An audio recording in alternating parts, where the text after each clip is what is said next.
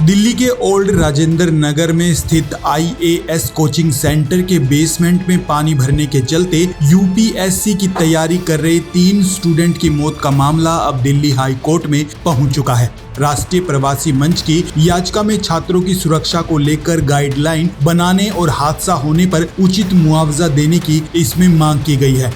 याचिकाकर्ता ने दिल्ली सरकार और IAS कोचिंग को जनहित याचिका में पक्षकार बनाया है, जिसमें हाई कोर्ट के रिटायर्ड जज की निगरानी में घटना की जांच कराने की मांग की गई है। साथ ही दूसरे राज्य से आने वाले छात्रों की सुरक्षा को लेकर भी गाइडलाइन बनाने की बात कही गई है। आपको बता दें कि इस हादसे के बाद MCD ने बेसमेंट में अवैध रूप से चल रहे 13 कोचिंग सेंटरों को सील कर दिया है। साथ ही संस्थाओं पर नोटिस चिपका दिए गए हैं और उनसे जवाब मांगा गया है। उधर कोचिंग के छात्र लगातार दूसरे दिन MCD और प्रशासन के खिलाफ नारेबाजी कर रहे हैं। दरअसल दिल्ली में 27 जुलाई की शाम तेज बरसात के चलते ओल्ड राजेंद्र नगर की राउ IAS कोचिंग सेंटर के बेसमेंट में पानी भर गया था। बेसमेंट में लाइब्रेरी भी थी। वहां लगभग 18 बच्चे पढ़ाई कर रहे थे। अचानक लाइब्रेरी में पानी भरने से 3 स्टूडेंट की डूबने से मौत हो गई। वहीं NDRF ने 15 छात्रों को हालांकि सुरक्षित बाहर निकाल लिया था। इस हादसे के बाद बिल्डिंग में पावर कट के कारण बेसमेंट में बनी लाइब्रेरी का बायोमेट्रिक गेट जाम हो गया। स्टूडेंट अंधेरे में लाइब्रेरी के अंदर ही फंस गए। गेट बंद होने के कारण पानी शुरुआत में बेसमेंट में नहीं घुसा था, लेकिन कुछ मिनटों बाद ही पानी का प्रेशर तेज हुआ और गेट टूट गया। गेट के टूटने के बाद तेजी से पानी बेसमेंट में भरने लगा और ये लगभग 10 से 12 फीट तक भर गया। बाद में बच्चों को बचाने के लिए रस्सियां फेंकी गई, लेकिन पानी गंदा था इसलिए रस्सियां दिखाई नहीं दी। इस हादसे के बाद मौके पर पहुंची NDRF की टीमों ने काफी बच्चों को सुरक्षित बाहर निकाल लिया, लेकिन इस दौरान 3 छात्रों की डूबने से मौके पर ही मौत हो गई।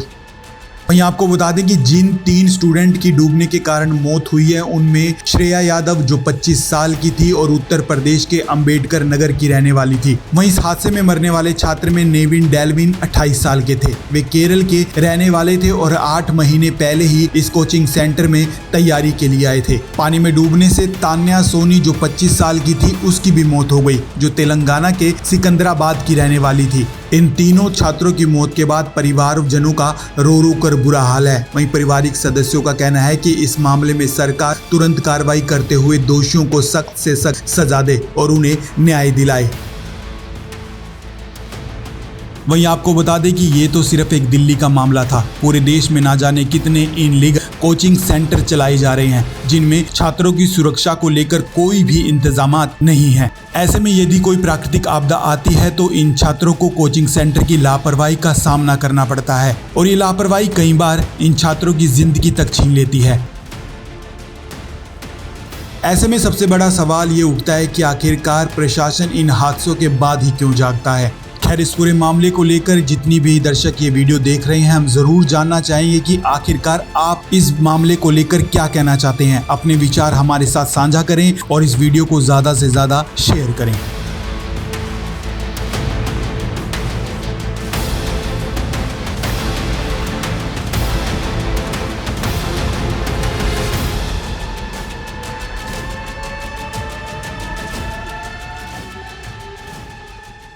आप देखेंगे आसपास पे कोई MCD ने एक्शन लिया है। आप देख रहे हैं रास्ते कैसे हैं। अगर फिर से बारिश हो जाएगा फिर से वही सिचुएशन आएगा। ड्रेनेज कोई भी क्लीन नहीं हुआ है, कुछ भी नहीं हुआ है। और जो राउस का स्टेटमेंट भी आया है, हमारे हाथ में ही पड़ा है इंस्टीट्यूशन का। कोई कॉम्पनसेशन, आप दुखी हैं, सब लोग दुखी हैं, सब दुखी है, क्यों नहीं कोई दुखी होगा। किसी फैमिली ने अपने बच्चा खोया है, बट आपने कॉम्पनसेशन का कहाँ बात किया है। एक्चुअली में तो वो बात है ना, आपने रिस्पॉन्सिबिलिटी का कहा अपोलोजाइज कब किया है कि we are sorry, it was our responsibility, now we will compensate for the lives of our children. कहाँ लिखा है आपने।